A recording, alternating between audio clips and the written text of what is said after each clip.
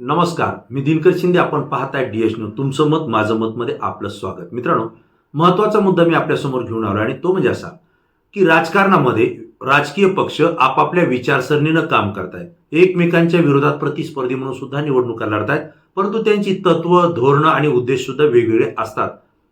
निवडणुका आल्यानंतर एकमेकांवर टीका करणं, आरोप प्रत्यारोप करणं हे चालणारच, कारण त्याला तर राजकारण म्हणायचं.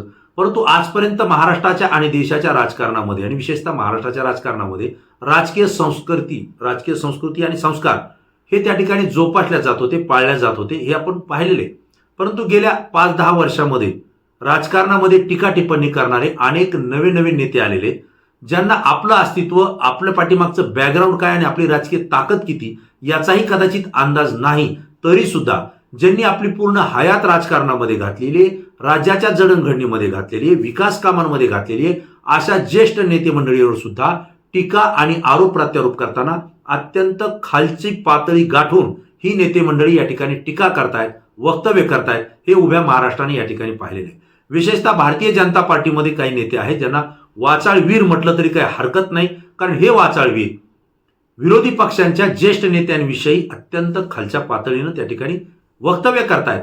विशेष म्हणजे ज्यांनी महाराष्ट्राची सत्ता या ठिकाणी अनेक वर्ष त्या ठिकाणी काम केलं, जनसामान्यांसाठी खुली केली, गोरगरीब असतील, सामान्य माणसं असतील, सामान्य तरुण असतील, अशांना राजकारणामध्ये येऊन आमदार केलं, मंत्री केलं, मुख्यमंत्री सुद्धा केलं, असे शरदचंद्र पवार हे महाराष्ट्रातच लोकप्रिय नाहीत, तर देशाच्या राजकारणामध्ये त्यांचं सुद्धा अत्यंत महत्व आहे. आणि म्हणूनच एक वेळेस देशाचे पंतप्रधान असलेले नरेंद्र मोदी हे ज्यावेळेस गुजरातचे मुख्यमंत्री होते, त्यावेळेस शरद पवार हे देशाचे संरक्षण मंत्री होते, देशाचे कृषी मंत्री होते.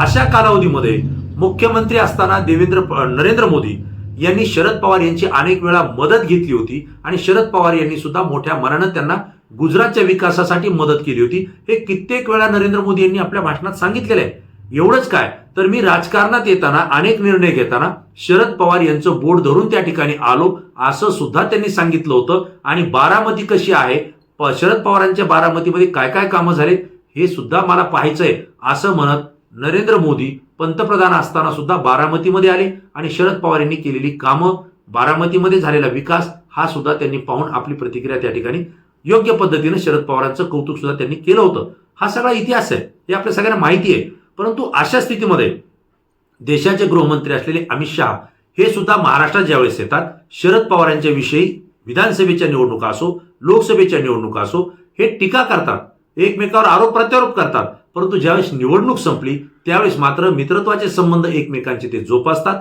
आणि मित्रत्वाचे संबंध जोपासण्यामध्ये शरद पवारांचा हात कोणीही धरू शकत नाही. कारण महाराष्ट्रामध्ये किती सत्तांतर झाले या 5 वर्षामध्ये, कोणते मित्र कुणाचे शत्रू झाले आणि कोण शत्रू कुणाचे मित्र झाले सगळं आपण पाहिलंय.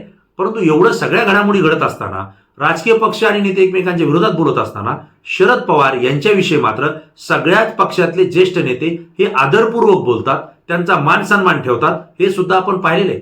परंतु भारतीय जनता पार्टीमध्ये अलीकडच्या कालावधीमध्ये जे आलेले आहेत, आता आमदार म्हणून आलेले गोपीचंद पडळकर आणि सदाभाऊ खोत हे दोघंही आमदार झालेले आहेत. परंतु या दोघांचा जर पाठीमागचा इतिहास पाहिला राजकीय, तर सदाभाऊ खोत हे राजू शेट्टी यांच्या पक्षाचे नेते होते, ते शेतकरी पक्षाचे नेते होते.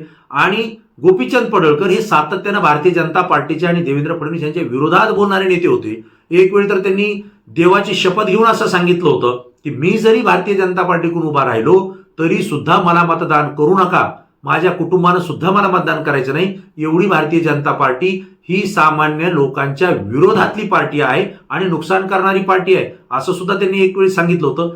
त्यांनीच नंतर भारतीय जनता पार्टी पक्ष त्या ठिकाणी जॉईन केला आणि आज भारतीय जनता पार्टीच्या वतीनं ती वक्तव्य करतायत आणि शरद पवार यांच्याविषयी वक्तव्य करत असताना अत्यंत खालच्या थराला ते बोलतात.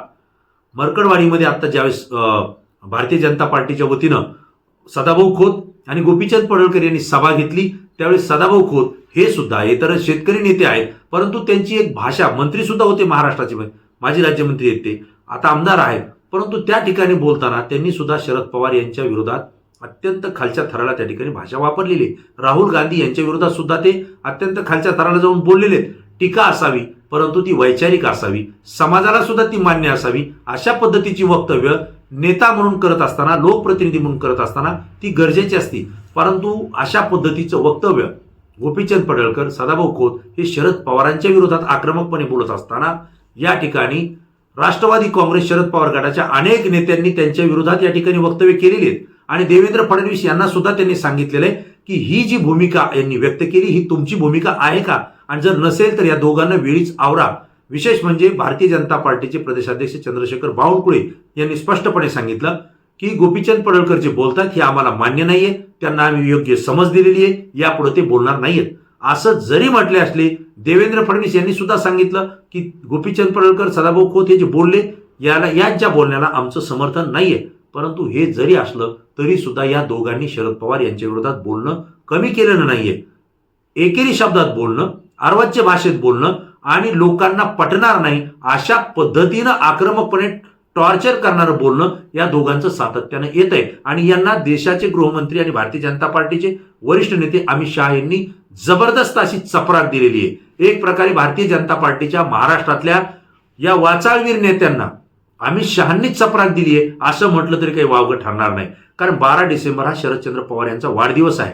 ते दिल्लीमध्ये आहेत आणि अशा परिस्थितीमध्ये सगळ्या पक्षाचे नेते त्यांना भेटून शुभेच्छा देत असताना देशाचे गृहमंत्री अमित शहा जे की भारतीय जनता पार्टीचे नेते यांनी सुद्धा शरदचंद्र पवार यांच्या निवासस्थानी जाऊन त्यांची भेट घेतली, त्यांना पुष्पगुच्छ दिले आणि त्यांना शुभेच्छा सुद्धा दिल्या. विशेष म्हणजे यामध्ये दोघांची एकमेकांविषयी संवाद झाला, चर्चा झाली आणि राजकारणामध्ये एकमेकांविषयी आपण काय बोललो होतो, एकमेकांविषयी काय टीका केली होती हे दोघंही विसरले आणि दोन्ही पक्षाचे प्रमुख आणि समाजाच्या दृष्टीनं काम करणारे नेते आहेत याची जाणीव ठेवून राजकारणामध्ये गेल्या अनेक वर्षापासून शरद पवार यांनी योगदान दिलेलं आहे याची जाणीव ठेवून अमित शहा हे स्वतः त्यांच्या भेटीला गेलेत, त्यांना शुभेच्छा दिलेल्या आहेत आणि आपण दीर्घ आयुष्य व्हावं, आपलं आयुष्य निरोगी राहावं अशा सुद्धा शुभेच्छा या अमित शहानी शरद पवारांना दिलेल्या आहेत. वास्तविक पाहता एकीकडे हे महाराष्ट्रातले भारतीय जनता पार्टीचे नेते गोंधळ घालतायत अशी परिस्थिती असताना अमित शहा हे मात्र दिल्लीमध्ये शरद पवार यांची भेट घेऊन त्यांना शुभेच्छा देत आहेत. एक प्रकारे अमित शहा यांनी संपूर्ण देशातल्या भारतीय जनता पार्टीच्या नेत्यांना, कार्यकर्त्यांना एक संदेश दिलेला आहे की आपण राजकीय दृष्ट्या जरी एका पक्षाच्या एका विचारानं, तत्वानं काम करत असलो, विधानसभा असो, लोकसभा असो किंवा कुठलीही निवडणूक असो, एकमेकांविषयी टीका टिप्पणी करत असो, आरोप प्रत्यारोप करत असो, तर ती निवडणूक झाल्यानंतर त्यांचे आणि आपले संबंध हे जिव्हाळ्याचे असले पाहिजेत, माणुसकीचे असले पाहिजेत आणि एकमेकांना आदर देणारे असले पाहिजेत. हाच संदेश अमित शहा यांनी शरद पवार यांची भेट घेऊन दिल्लीमधनं दिलेला आहे आणि याचे पडसाद, याचे परिणाम आता महाराष्ट्रातल्या या वाचाळवीर नेत्यांपर्यंत पोहोचतील आणि यांच्याही तोंडाला लॉक लागून, कुलूप लागून यांची वायफळ बडबड बंद होईल अशी अपेक्षा जनसामान्य आणि महाराष्ट्रातली जनता व्यक्त करते. आणि याचाच परिणाम येणाऱ्या काळामध्ये गोपीचंद पडळकर आणि सदाभाऊ खोत हे दोन्हीही आमदार आहेत, यांनी सुद्धा लोकप्रतिनिधी म्हणून यापुढे बोलताना आपली वक्तव्य समाजाला पटली पाहिजेत. टीका करताना एका स्तरावरती ती टीका आपण केली पाहिजे. आपलं पद, आपली उंची, आपला अनुभव आणि आपली राजकीय दृष्ट्या असलेली ताकद किती आणि ज्यांच्या विरोधात आपण बोलतोय त्यांची ताकद, त्यांची पद आणि त्यांची उंची आणि समाजाच्या आणि राजकीय दृष्टीनं महाराष्ट्राच्या जडणघडणीमध्ये त्यांचं योगदान किती आहे याचा अभ्यास करावा, ते पाहावं आणि त्यानंतरच आपली प्रतिक्रिया त्या नेत्यांविषयी व्यक्त करावी असं जनसामान्यांचं मत आहे आणि तेच माझं सुद्धा मत आहे. मित्रांनो, तुम्हाला काय वाटतंय की भारतीय जनता पार्टीच्या या वाचाळवीर नेत्यांना, महाराष्ट्रातले अनेक आहेत, या वाचाळवीर नेत्यांना अमित शहा यांनी शरद पवारांची भेट घेऊन शुभेच्छा देऊन एक चपराक दिली आहे का? यानंतर भारतीय जनता पार्टीचे महाराष्ट्रातले नेते बोलताना काही तारतम्य आणि संस्कार पाळतील का? तुम्हाला काय वाटतंय? तुमची प्रतिक्रिया तात्काळ द्या. तुमची प्रतिक्रिया अत्यंत महत्वाची असते कारण ती संपूर्ण महाराष्ट्रातून असते. मित्रांनो, जाता जाता एक विनंती करेल, DS न्यूजला जर आपण सबस्क्राईब केलं नसेल तर DS न्यूज चॅनल तात्काळ सबस्क्राईब करा. विषय आणि माहिती जर आवडली असेल तर आपल्या जास्तीत जास्त मित्रांना शेअर करा, व्हायरल करा आणि DS न्यूजला सुद्धा सहकार्य करा. पुन्हा नवीन विषय, नवीन मुद्दा घेऊन आपल्या समोर येईल. तोपर्यंत धन्यवाद.